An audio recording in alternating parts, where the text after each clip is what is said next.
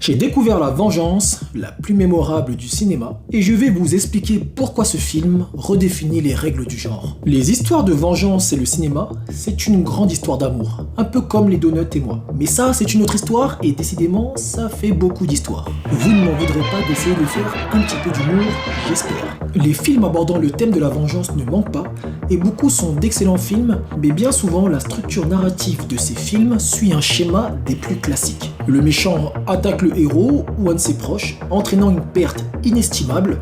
Le héros dévasté jure de se venger. Il consacre toute son énergie à traquer les responsables, éliminant ses ennemis un par un, jusqu'à ce qu'il obtienne enfin satisfaction et retrouve la paix. C'est une formule éprouvée, plus ou moins réussie selon les œuvres. Kill Bill en est un excellent exemple. Ce schéma est classique mais efficace, bien que souvent prévisible. Mais alors, en quoi la vengeance dans J'ai rencontré le diable est-elle si différente et pourquoi le film a marqué autant les spectateurs? Ne vous inquiétez pas, nous allons répondre à tout cela, mais d'abord, un peu de contexte. J'ai rencontré le diable est un film réalisé par Kim Jae-yoon sorti en 2010. Il met en vedette Lee Byung-hun dans le rôle de So-yoon, un agent secret déterminé à traquer le tueur en série diabolique qui a tué sa fiancée, incarné par Choi Min-sik. Vous avez dû le remarquer, mais je ne suis pas un expert en prononciation de noms et prénoms coréens.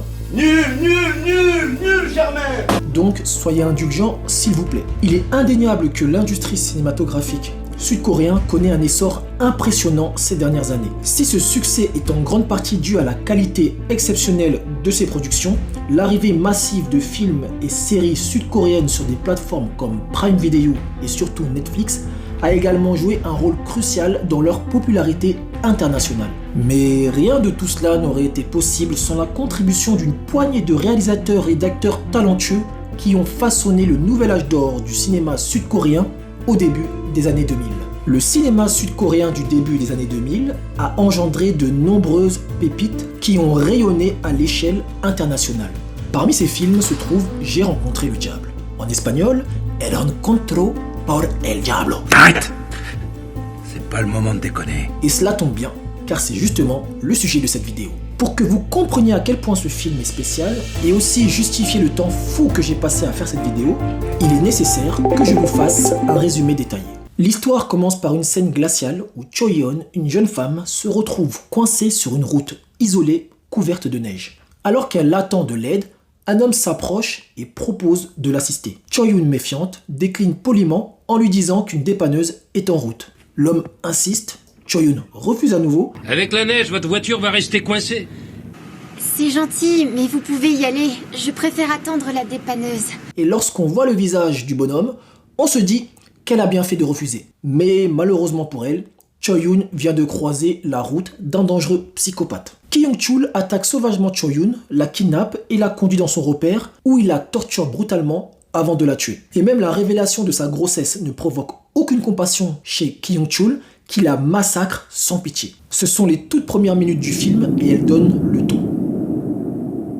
Quelques jours plus tard, la tête mutilée de Choi-yeon est découverte dans une rivière gelée lors d'une fouille menée par la police. Cette tragédie plonge son père, un ancien chef de police, et So-yoon, son fiancé et agent secret d'élite, dans une profonde détresse. Submergé par la douleur et la colère, So-yoon décide de traquer lui-même le meurtrier de sa fiancée pour assouvir sa vengeance. Grâce aux compétences qu'il a acquises en tant qu'agent secret et aux ressources de l'agence gouvernementale, So-yoon entreprend de retrouver Ki Young-chul. Le père de sa défunte fiancée, ancien chef de police, lui procure des informations sur les 4 principaux suspects de l'enquête. Grâce à ses talents d'investigation et à quelques coups de pied bien placés, il faut le dire, So-yoon identifie rapidement Ki Young-chul comme étant le tueur. Mais au lieu de le livrer immédiatement à la justice, il élabore un plan bien plus sinistre. Il place un tracker sur sa voiture et le suit. Alors que Ki Young-chul s'apprête à faire sa 3e victime depuis le début du film, So-yoon, qui rappelons-le a placé un tracker sur sa voiture pour le suivre, va l'interrompre, le neutraliser. À vrai dire, il va le laminer littéralement, lui infliger plusieurs blessures importantes, l'obliger à avaler un dispositif de localisation qui lui permet de suivre ses mouvements en temps réel, puis le libérer. À son réveil, Ki Young-chul, le corps meurtri, ne comprend rien à ce qui lui arrive. Son agresseur lui a même laissé une enveloppe remplie de billets pour qu'il puisse se soigner. Lui, le tueur sanguinaire, avait été la proie d'un détraqué. Qui c'est ce mec? C'est un malade. C'est réglé. Plutôt cocasse de la part d'un serial killer. Et ça, il avait beaucoup de mal à l'accepter. Mais ce qu'il ne savait pas, c'est que son calvaire ne faisait que commencer. Blessé et affaibli, Kyung-chul se rend dans un hôpital pour soigner ses blessures, mais décide au passage d'agresser une infirmière. Au point où il en est, pourquoi pas tant qu'à faire. So-yoon, utilisant le traceur, n'était pas loin et l'interrompt à nouveau, un peu tard malheureusement pour la jeune femme, le massacre avec une violence inouïe, puis le fait soigner et le relâche à nouveau. Kyung-chul est fou de rage, et on peut le comprendre. Son corps est gravement mutilé et il n'a plus de doute, il est devenu la proie d'un homme dont il ignore l'identité et les motivations. Mais une chose est sûre, il ne compte pas se laisser faire. Après l'attaque de l'hôpital, Kyung-chul trouve refuge chez un ami, cannibale bien sûr, mais vous vous doutiez bien que l'ami d'un meurtrier psychopathe n'allait pas être un prof de sport. Tu manges plus que ça? Tu devrais goûter. Y a pas meilleur. C'est là qu'il fait le lien entre l'inconnu et une de ses victimes. Il comprend qu'il s'agit probablement d'un amoureux en quête de vengeance. On va s'amuser. Alors que l'ami cannibale de Kyung-chul était sur le point de faire une nouvelle victime, So-yoon intervient une fois de plus pour sauver la victime et neutraliser cette petite troupe de malades mentaux pour qui la vie humaine n'a pas de valeur, s'acharnant une fois de plus sur Kyung-chul. La traque allait prendre une toute autre tournure lorsque, durant une discussion avec son collègue, pensant que Kyung-chul, qu'il avait décidé de soigner avant de le relâcher à nouveau, était endormi juste à côté, le collègue de So-yoon lâcha des informations sur l'identité de So-yoon ainsi que sur le dispositif de traçage. Mais voilà, Kyung-chul ne dormait pas et savait désormais l'identité de celui qui le traquait et comment il faisait pour le retrouver où qu'il aille.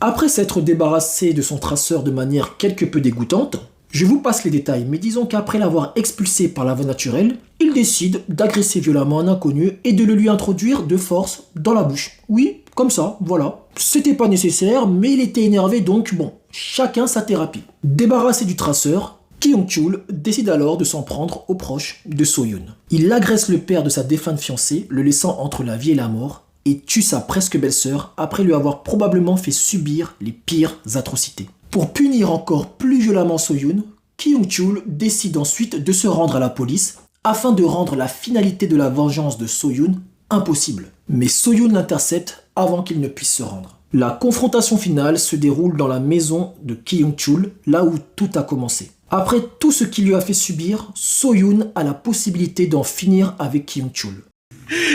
Ça va, c'est bon, vas-y, tue-moi, qu'on en finisse. Mais plutôt que de l'exécuter immédiatement, il choisit de concocter un plan encore plus cruel. So-yoon attache Kyung-chul et le place dans une situation où il sera tué par sa propre famille. Il installe un mécanisme où, en ouvrant la porte de la maison, les proches de Kyung-chul qu'il a fait venir d'une manière ou d'une autre déclencheront une lame qui lui tranchera la tête.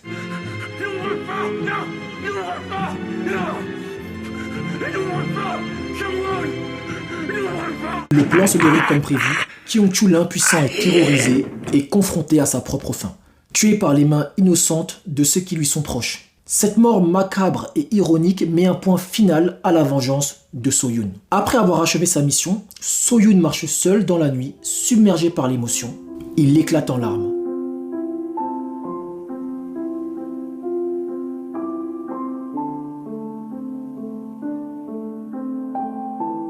Une fin loin de la satisfaction habituelle qu'on aurait pu attendre d'un film dans lequel le protagoniste finit par vaincre le mal. La mise en scène de Kim Jae-yeon est impeccable. Le réalisateur parvient à créer une atmosphère oppressante et immersive dès les premières scènes. On comprend qui est le diable après quelques minutes de film et ce simple regard nous indique que le film va remplir sa mission, nous montrer le mal. Mais en réalité, le film va aller au-delà de sa mission. Et c'est ce qu'on aime. Le scénario de J'ai rencontré le diable est audacieux et novateur. Il prend un thème relativement simple et classique, la vengeance, et le développe sous un angle rarement exploré au cinéma. Comme je l'ai dit plus tôt dans la vidéo, le cinéma nous a habitués à un schéma de vengeance classique, vu et revu. Vous avez fait une erreur, vous avez tué mon ami. Donc, je vais tuer chacun d'entre vous. Le récit de Kim Jae-yeon va plus loin. Et si cette vengeance est si mémorable, ce n'est pas parce qu'elle fait dans la surenchère de violence. Non, c'est beaucoup plus subtil que ça. Pour le protagoniste de son histoire, il n'est pas question seulement de se venger en attrapant puis en tuant le meurtrier, mais plutôt de faire de lui une proie, de le briser petit à petit, physiquement et psychologiquement, l'attraper, le blesser, l'humilier, puis le relâcher et recommencer encore et encore en allant de plus en plus loin. C'est extrêmement cruel. Cette méthode vise à faire subir à Kyung-chul le même sentiment d'impuissance et de douleur qu'il a fait subir à ses victimes. L'autre point intéressant et inédit du film, c'est qu'il suggère que le héros rencontre en la personne de l'antagoniste le diable personnifié. Mais l'antagoniste, lui aussi, a le sentiment de faire face au diable, tant ce qui lui arrive ressemble à l'enfer sur terre. Imaginez-vous une personne qui sait où vous êtes à chaque instant, vous agresse, vous mutile, vous laissant presque pour mort, vous soigne et recommence sans que vous ne sachiez ni qui c'est, ni ses motivations. D'ailleurs, avant de comprendre que celui qui le traque est un proche d'une de ses victimes,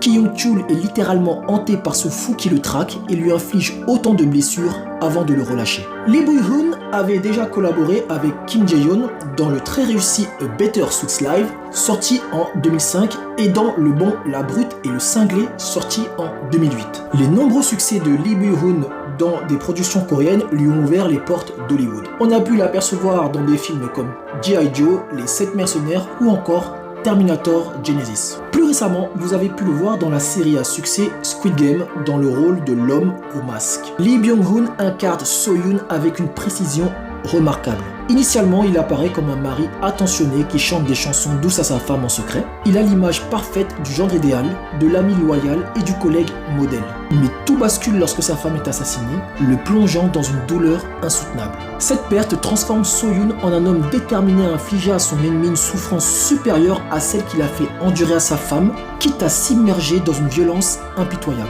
Cette transition de So-yoon d'un homme intègre à une figure sombre et vengeresse est marqué par une série de choix moraux qui questionnent la frontière entre justice et barbarie. Le combat qu'il engage contre son ennemi est marqué par une brutalité inouïe et un manque total d'humanité. Aucun événement, aussi perturbateur soit-il, ne parvient à le détourner de son objectif. Sa détermination le pousse à ignorer les conséquences de ses choix, peu importe le prix que devront payer ceux qui se trouvent sur son chemin. Une des scènes du film témoigne parfaitement de cela, dans cette scène dans laquelle le tueur agresse une jeune infirmière. Cette agression se produit après que So-yoon, qui avait eu l'opportunité de neutraliser Kyung-chul plus tôt lors de leur premier affrontement dans la serre, l'ait laissé partir. Cette agression aurait pu être évitée si So-yoon avait saisi l'opportunité de neutraliser le tueur plus tôt. Malheureusement, bien que So-yoon finisse par intervenir et neutraliser ce psychopathe de Kyung-chul, il le fait trop tard. Lorsque la jeune infirmière, visiblement choquée, ce qui est on ne peut plus normal, s'apprête à partir, So-yoon lui demande simplement de soigner les blessures de son agresseur. Mademoiselle, attendez. Restez là. Il va avoir besoin de soins. Il n'exprime ni empathie ni compassion pour elle. Il ne prend même pas le temps de lui demander si elle va bien. Cette absence totale d'empathie illustre à quel point sa quête de vengeance l'a consumé, laissant de côté la souffrance des innocents qu'il rencontre. L'infirmière, qui a été une victime directe des conséquences de son inaction, est ainsi reléguée au second plan, tandis que So-yoon reste focalisé sur sa vengeance. Cette scène démontre que So-yoon est entièrement absorbé par son désir de vengeance. Il est aveugle aux appels de ses proches et indifférent aux morts et aux victimes qu'il laisse derrière lui. Sa détermination est telle qu'il sacrifie tout pour atteindre son but, mettant de côté toute considération humaine ou morale.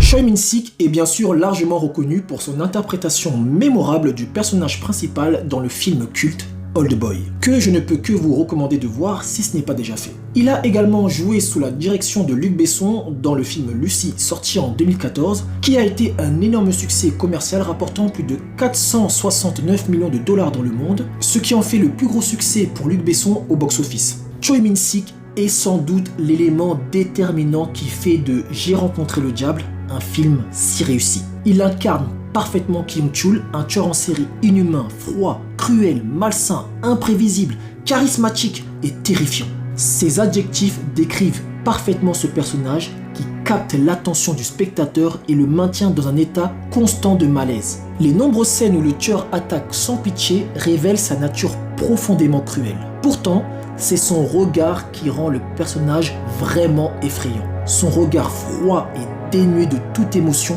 transmet un mal que peu d'autres antagonistes parviennent à incarner.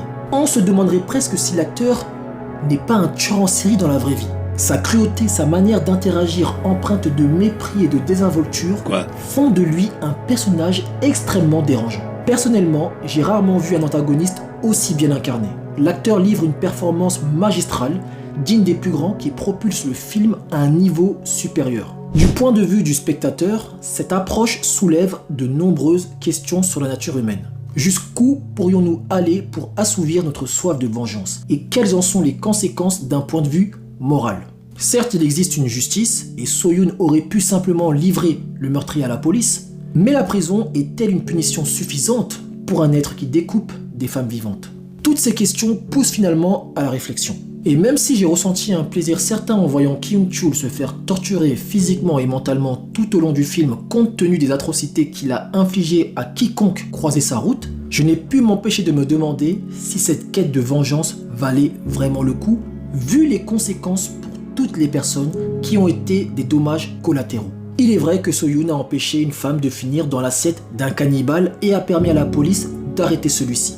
Mais sa belle-sœur a été tuée et son beau-père, entre la vie et la mort, a perdu ses 2 filles. A-t-il eu raison d'agir ainsi? Aurait-il été plus juste pour So-yoon de livrer Kyung-chul à la police? Ou sa quête personnelle de vengeance est-elle une réponse nécessaire à une justice imparfaite? C'est une réflexion que le film nous impose à nous spectateurs après l'avoir visionné, et c'est ce qui en fait sa force. Certains estiment que le héros a bien fait, d'autres qu'il est allé trop loin et aurait dû s'arrêter plus tôt, voire même ne jamais se lancer dans une telle folie. Encore une fois, c'est aussi ce qui fait l'intérêt du film.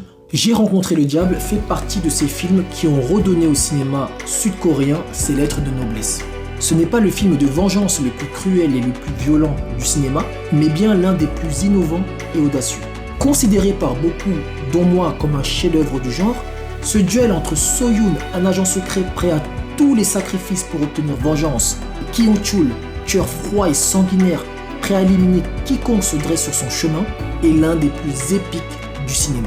Le film pousse le spectateur à s'interroger, So-yoon a-t-il raison de se faire justice lui-même? Et le fait d'obtenir vengeance justifie-t-il tous les sacrifices et les conséquences que cela peut engendrer? N'hésitez pas à y répondre en commentaire, et n'hésitez pas à vous abonner si vous avez apprécié.